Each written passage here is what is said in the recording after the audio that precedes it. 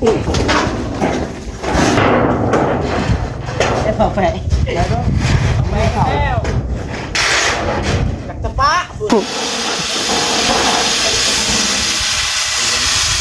เอา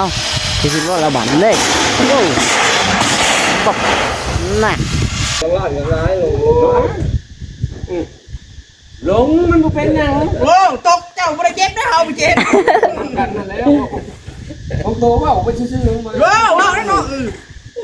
เจ้าขึ้นบัดเจ้าโอ้ยก็ลงแล้วก็ยักพูดว่ายัก โดนไม่ดำโดนเลยดำ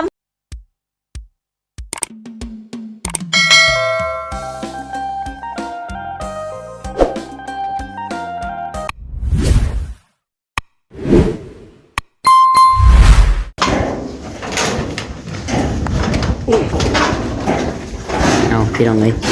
งูมีมากอ่ะ มันกูใกล้แล้วได้พี่น้องเนาะมาต่อกัน EP 2วันนี้เนาะอยู่ที่คือเก่าพี่น้องเลยเพื่อนน้องถอยทองคือเก่าเนาะมุงนี่ก็ขอนอะไรเนาะขอนแล้วได้พี่น้องครึ่งแล้วยังอีกบวกกี่แผ่นเนาะยังช็อกแผ่นบ่แปะสองแผ่นจบเนาะสามแล้วก็เก็บขอบของขอบข้างเนาะใส่ขอบข้างเก็บรายละเอียดพี่น้องแล้วก็ตัด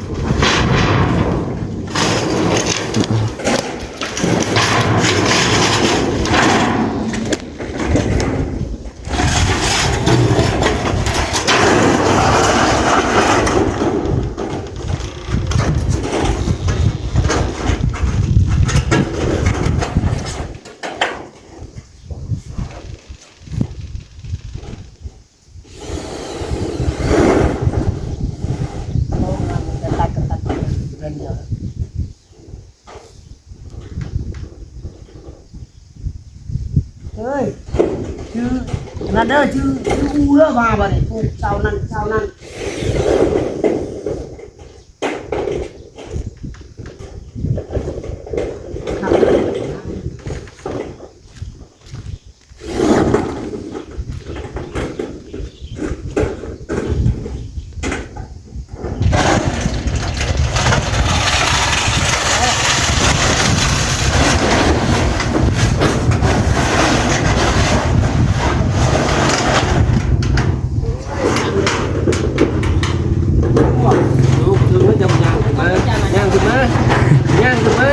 ามาไหนดิเลือกไปงานเขามา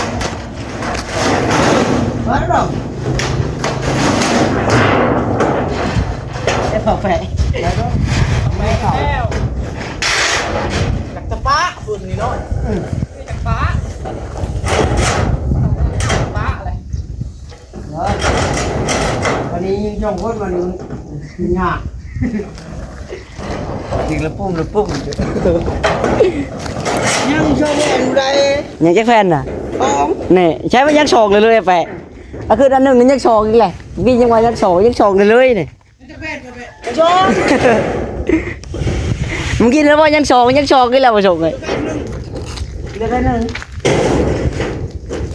แม่นว่ายักษ์โชเนาะเรือแล้วเรือก็ไว้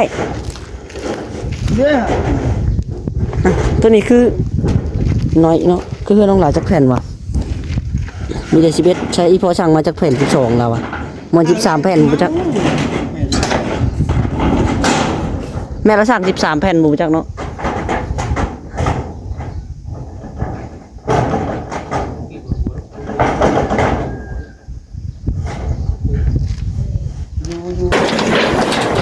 พอได้ไป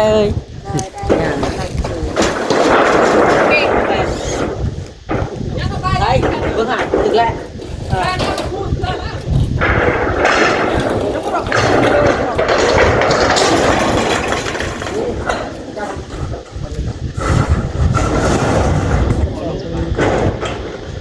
เอาต่อเลยบ่หรือว่าจะได้เอาต่อเลยเนาะใส่แล้วก็ตั้งเนาะ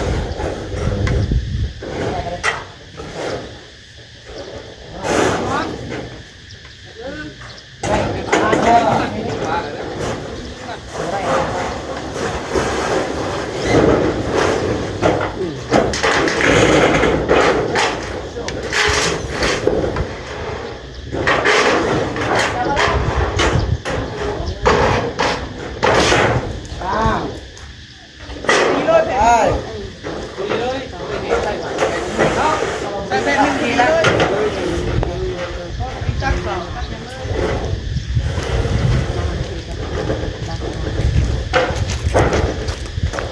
อันนี้บ่อนที่ก็ทำงาน เอาไว้เรือก็ได้เรือแผ่นหนึ่ง ไว้เห็ดตัวอื่นเอาไว้ห่างตรงน้ำอยู่นะตรงน้ำกิน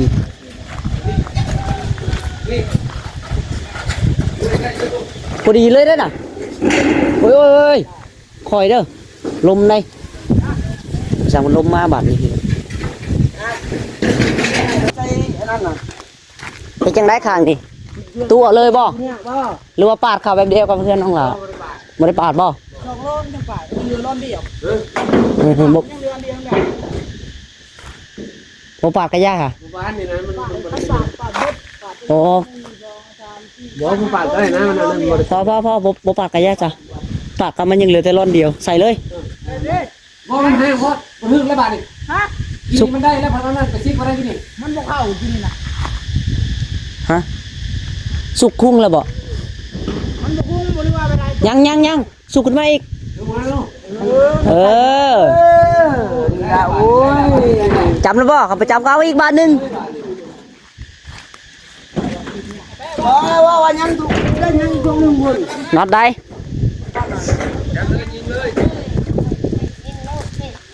เฮ้ยยังอยู่มาไปเชื่อไว้เดียวเอาเอาพอเลย แล้วเนาะ เอามาบกเลยกินน้ำมันแล้วบอกคนละมึง กินน็อตบ่ กูอย่าลืมบ่ ดินพี่น้องเราปรับ แม่แค่ว่า เป็นกันนี่แหละ มันคืออย่างนั้นแหละ โต๊ะก็สิได้หามออกอยู่ได้นี่หามออกวานได้แต่นั้นเนาะไปหยุดโยกก่อนนะเอ้ามือยังหามเพิ่นว่า เฮ็ดมุ้งนี่แล้วก็ใส่ขอบข้างแล้วก็สิลงพักผ่อนเขาเซายังบ่ได้กินตอนนี้เนาะเซเปิ้นกำลังเห็นอยู่ให้กินอยู่เรื่องสีเรื่องหยังก็มาแล้วได้พี่น้องเนาะสำหรับเพื่อนน้องถวยทองเพิ่นเนาะใส่เด้เพิ่นเอาไว้ใส่ผู้พี่น้องอยู่ในเฮือนบ่ได้ไปยังหลายชวนไปเบิกนี่เด้เนาะเป็นสีเฮือนน้องถวยทองเลยพี่น้องเนาะสีคอนบุรีสีเทาบ่ไหนๆสีคอนบุรีใส่โมเมนต์ตัวนี้ ตัวนี้เอ๊ะบ่ตัวนี้บ่อึ๊บน่าจะเป็นสีห้องพื้นตัวนะเอ้าตัวนี้ก็โมเมนต์ว่าซะมันตัวใดสิน้องพี่ตัวพี่นี่เด้นี่ตัวนี้สีภายนอกพี่น้องเลยภายในน่ะสีขาวเนาะเป็นว่าอาจจะเป็นตัวนั้นสีขาว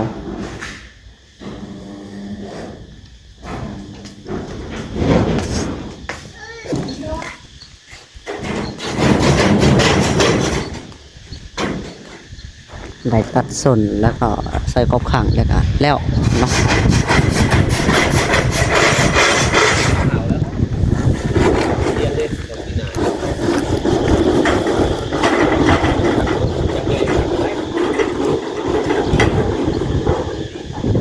ตัวจักน้อยเนาะคือว่าจักจะปีนตัดบ่ได้บ่คือว่ายิงน็อตเบิดแล้วเนาะ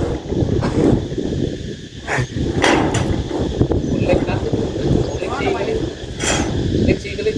คนบาทเดียวก็เบิ้ลเลย เบิดบ่เล็กสีนะ เบิ้ลเลยคนบาทเดียวก็แล้วเบิ้ลเลย ของเวียดเลยซื้อน้ำเวียดเนาะ มันบดมันบบ้าได้สักโอ้ยยังไง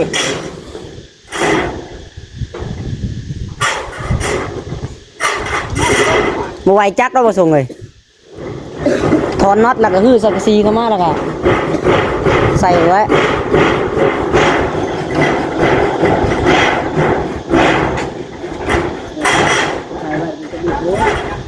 ฮะ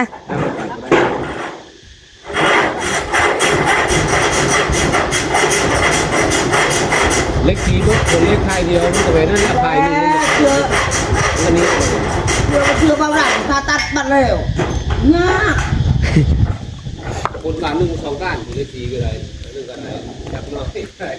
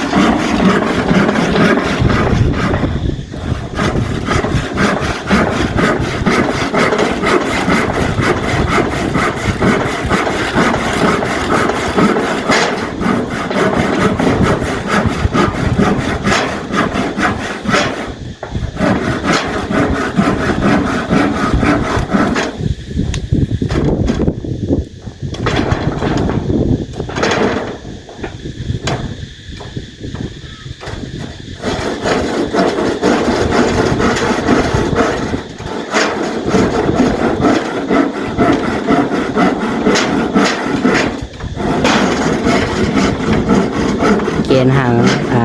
ข้าวพี่น้องเนี่ยเกณฑ์หางข้าวแล้วก็ใส่แผ่นเสื้อล่าเนาะหรือว่าใส่แผ่นปัดลมพี่น้อง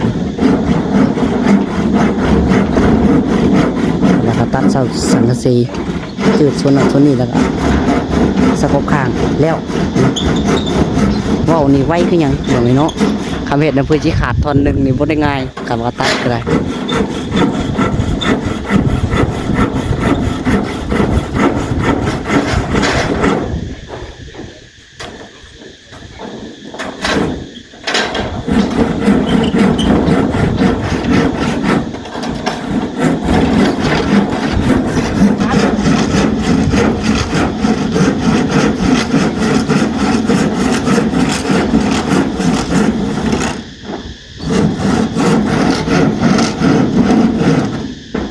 น่ะอีกท่อนสุดท้ายบ้าง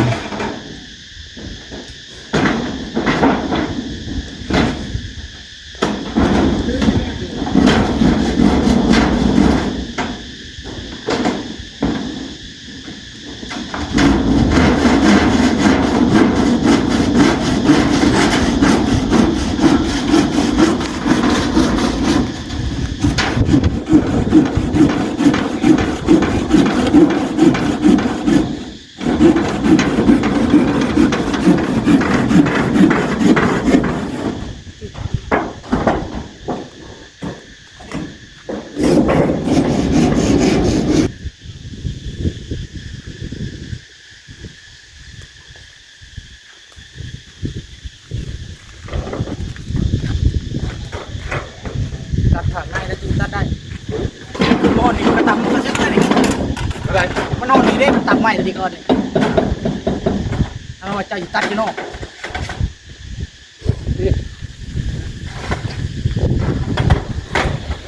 โอ้นาทีตัดยืนตัดที่นอกตัดไปเด็กนิดนะนี่ไปเดี๋ยวเช็ดแรกเจ้าเลยเอามาตัดที่นอก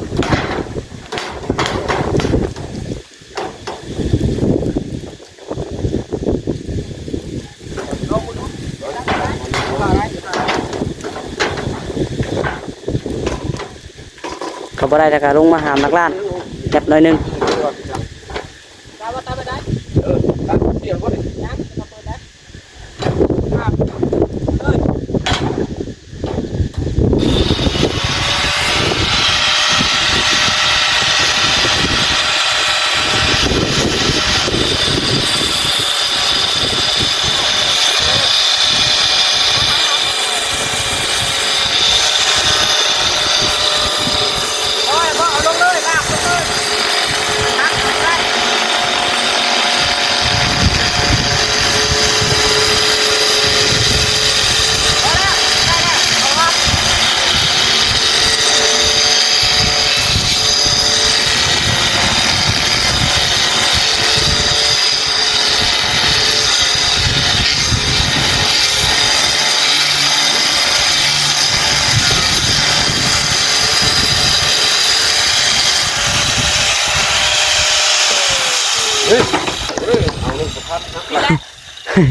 มันหักเองมันโลด ไม่เท่าถอดก็กลับมอง แต่และได้แล้วสำ คนตีเขาไปอยู่ล่างได้ถอดแล้วมันไหนดอกเดี๋ยวจะจัวเด้อตั้งแต่ไปจับตะกันเด้อนี่ นี่บ่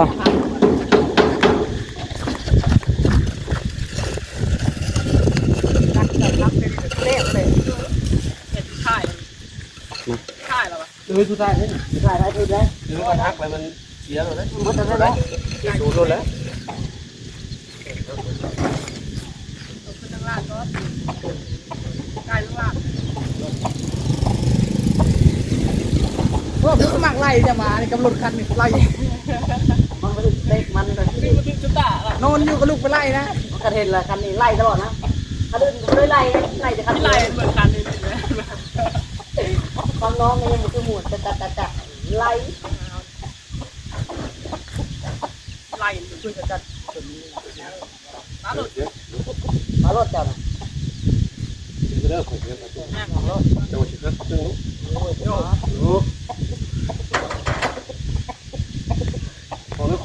เลยเอาตายไปเลยเดี๋ยวเขาไว้น้ำยาใส่บุษบก โอ้เนาะบุตรีแล้ว พอดีชนเลยลูกเงา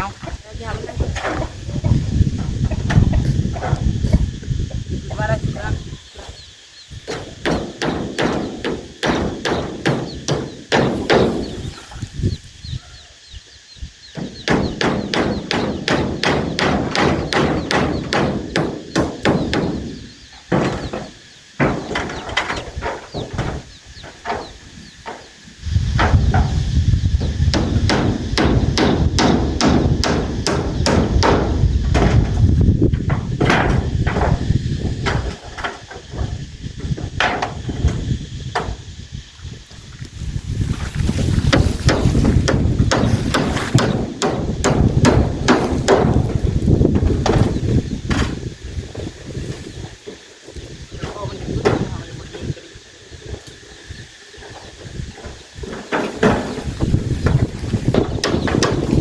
ลมมาแล้วนี่แหละลมมันนี่เนาะที่พอห่อนพี่น้องหาก็เห็นมันนี่ลมเนาะหาบางเช้านี่เอาอยู่ได้เนาะหากับมานี่ลมก็ได้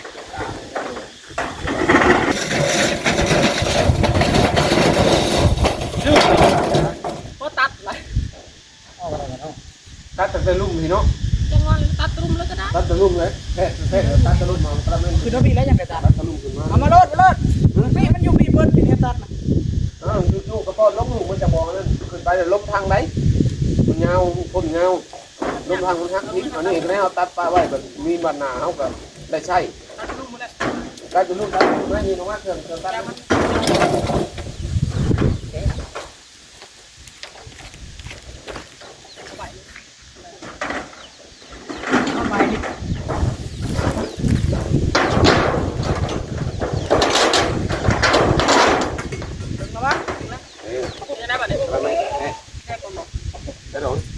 ได้กำเม็ดเอาพอกำลังจะลงม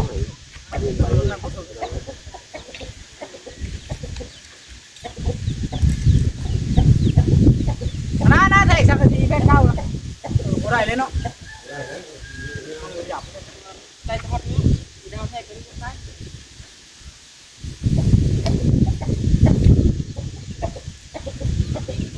กำเม็ดกันเลยนะกำเม็ดกันเองครับเดียว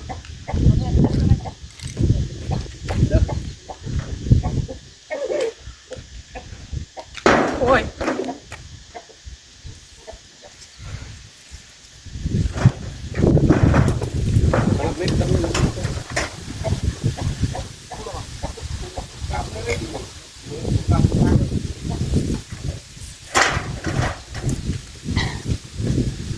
มันก็ติดกันแห้งแต่ว่าออกได้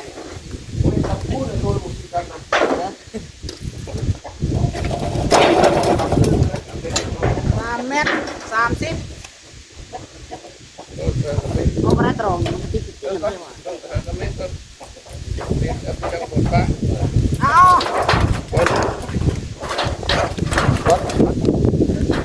3 เมตร 30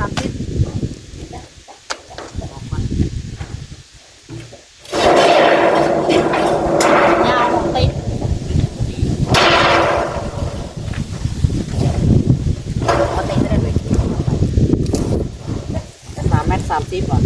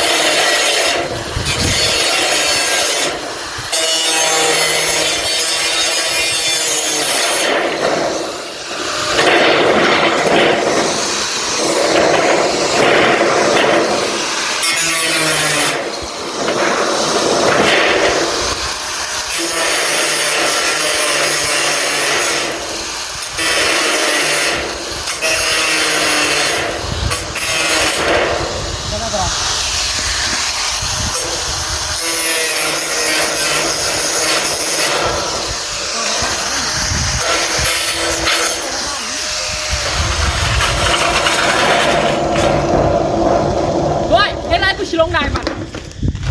ไม่ได้สิลงได้ฮะลุงบอกกระโดดแค่นี้ ลบไปลงวัดได้เลยทางลบเองได้ โอเคเนาะข้างนั้นก็เจ้าว่าซ้ำกันมั้ยจังเนาะ จังหวะเราแทกจำกันเลย ซ้ำมาแล้วเนาะไว้อยู่ซ้ำเว้ยตัดเลยเนาะตัดออกเนาะคือเก่าเนาะ คำบอกทำกันมันก็ขี้ไล่ เก่าไปซ้ำกันแล้วเนาะ คำบอกทำกันมันต้องขี้ไล่ด้วยแหละ ขึ้นมาก่อน ต้องทำกัน น้ำที่บ้านเราบอกได้หัว เนาะเดี๋ยวมาเอาตัวยาวก็ได้ไหลเงินเม็ดอร่อยปลายผมจัก เนาะ กายเม็ดปลายพุ่นเนาะ ถ้าใครเนี่ยแต่เราไล่ลุกลงแทน3แล้วไป ได้อยู่เนาะโอเคเนาะ กาแฟเลยนะน่ะ ไปเฮ็ดช่อยกินต่อย เรียกกาแฟนี่เลย ไปเพิ่นกินเฮ็ดช่อยไปนะ กุ้งเป็ดเลย ไปน้ำเป็ดได้ไหมโดยทั้งนั้นเลยได้อยากโดยทั้งนั้นเลยได้ เอาไปหยัดกัน เดี๋ยวให้เราก็ตัดทั้งนี้ทีตัดทั้งนี้เลยเอาทั้งหมดเลย งานได้เนาะ ได้ไหม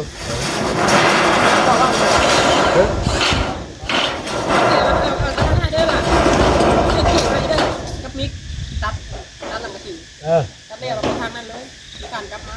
ตัดแน่ก่อนตัดแน่ผายอยู่ ไปก็เอาขึ้นไป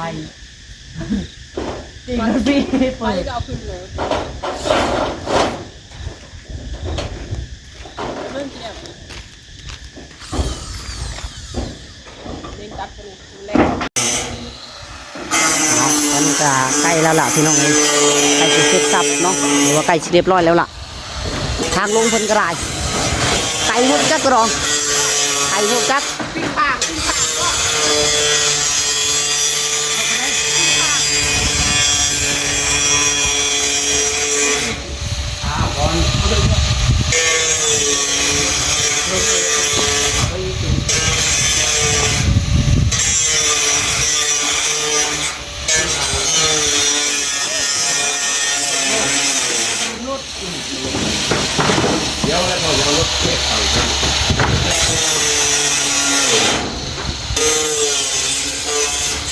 ถอยเขาอีกรถ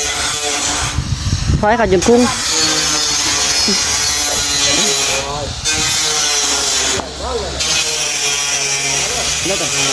นักล่างจะคาเดียวนี่นะคาเดียวก็ได้นักล่างคาเดียวนี่ ซุปข้าวคาเดียวก็ได้ตรงหลังล้านเออ อันนี้ไม่ยาก เดี๋ยวย่างดูย่าง เป็นจังไร ตัดขาดเลยแหละมันหักบ่อย่ามันตาลดตัดเลยอันนั้นมันหักแล้วเนาะบ่ตัดมันก็อยู่นั่นแหละเอาเสร็จเลยพร้อม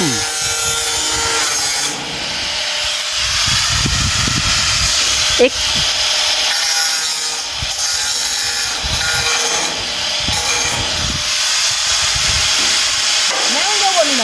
ยังอยู่ไร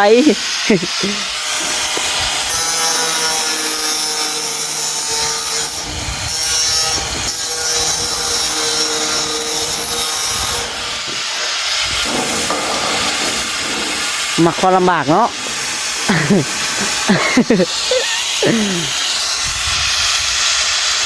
ยังได้ดำมันก็นั่นขาดกระโดดตัวนี้เอ็ดเรียกเติมยังอยู่เอาที่คิดว่าเราบันเลยโอ้ปกน่ะ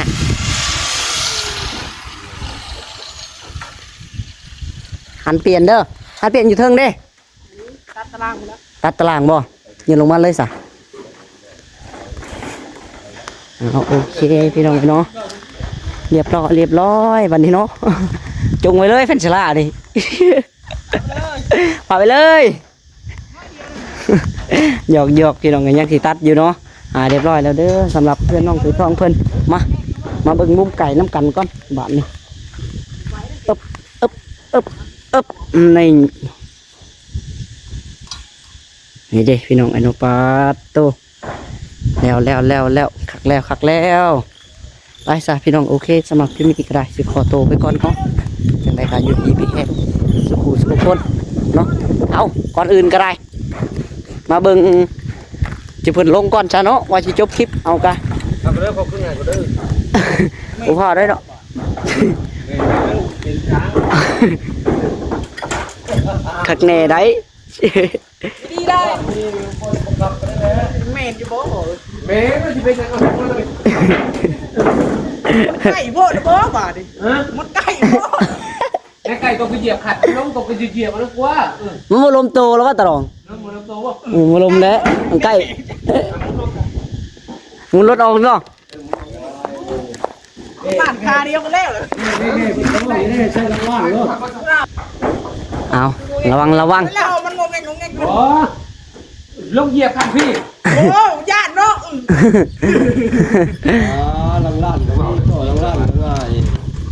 นี่น่ะเฮ้ยเรื่องนั้นไหนนี่น่ะ ย้อยเก่ามันอยู่บน เอาลงมาบาทเอาลงมานี่จับพอลงมานี่ กิบลงมาถึงไง เอาลงมาแล้วนี่ ลงได้ไหม ลงมาแล้วนี่สิย่านนั้นนี่มันลงเลย ญาติเนาะ เอาลงมาต่อลงล่างอย่างไรลงมันบ่เป็นหยัง โอ้ตกเจ้าบ่ได้เจ็บได้เฮาบ่เจ็บ กันนั่นแล้วผมโตว่าออกไปซื่อๆมา ว้าวนั่นเนาะนั่นเจ้าขึ้นบัดเจ้าเอ้ยคนลงมาแล้วขอญาติมูพอญาติ โดดไม่ดำเลยดำยากชาหูกอกกินซ้ายโดดใช่ไหม เห็นบ่เลยมันสิเป็นหยัง แม่นบาดมือเป็น พอยักเลย มันเป็นหัว ยักเลยเราแบบเนาะต้องให้ลงไปใหญ่ลงเนาะ เอาบัดนี้เนาะบายฮอดพื้นแล้วบัดนี้มีแห้งแล้วบัดนี้ บ้านมึงมีบ่ต้องรักบ้าน เอาบายพี่น้อง ตายเวียดหลักๆเนี่ย